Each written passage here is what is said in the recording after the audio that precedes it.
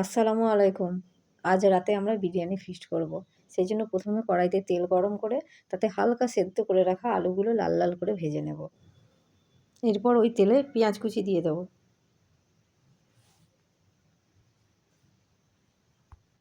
পেঁয়াজগুলো ভাজা হয়ে গেলে বেরেস্তার জন্য তুলে নেব।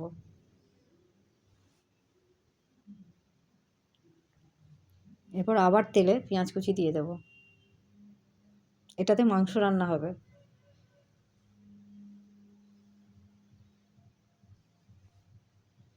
কয়েকটা তেজপাতাও দিয়ে দেব।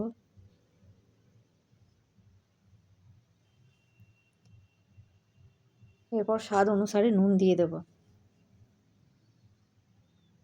নুনটা একটু কমই দেব, কারণ মাংসে আগেই নুন, হলুদ আর লেবুর রস দিয়ে ম্যারিনেট করে রেখেছি।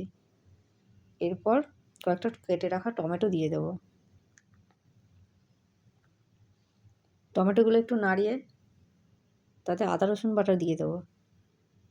আদা রসুন বাটাটা একটু কাট হয়ে গেছে, ক্ষমা করবেন। এরপরে ওতে ধনে পাউডার দিয়ে দেবো। তারপরে দিয়ে দেবো লঙ্কা গুঁড়ো।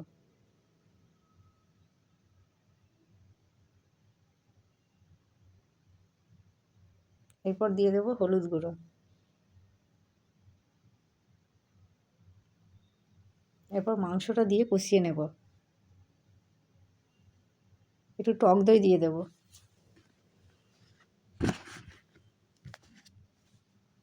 ভালোভাবে কষানো হয়ে গেলে একটু গরম মশলা ছড়িয়ে মাংসটা নামিয়ে নেব। দেখুন মাংসটা ভালোভাবে কষানো হয়ে গেছে। এরপর নামিয়ে নেব।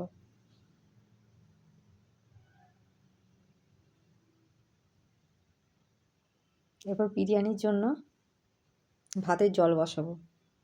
তাতে কয়েকটা তেজপাতা দিয়ে দেবো।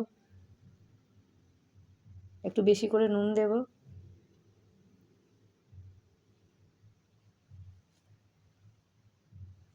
সঙ্গে কয়েক টুকরো লেবু দেব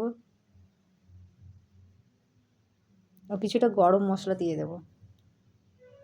এরপর প্রায় 1 ঘন্টা ভিজিয়ে রাখা বিরিয়ানির চালটা দিয়ে দেব। জলটা ফুটে উঠলে চালটা দিতে হবে। দেখুন ভাতটাও হয়ে গেছে। এরপর ভাতটা নামিয়ে নেব। এরপর যে হাঁড়িতে বিরিয়ানি দম দেবো সেটাতে মাংস ঢেলে দেবো, তাতে আলু দিয়ে দেবো,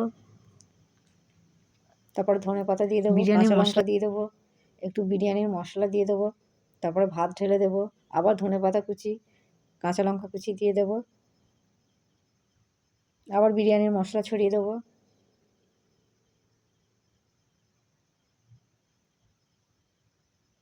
তারপর আবার বেরেস্তা দিয়ে দেবো। দুধে ভেজানো কেওড়া জল ও মিঠা আতর দিয়ে দেবো। উপর থেকে ঘি ছড়িয়ে দেবো। এরপর ঢাকনা বন্ধ করে প্রায় আধ ঘন্টা দম দিয়ে দেবো।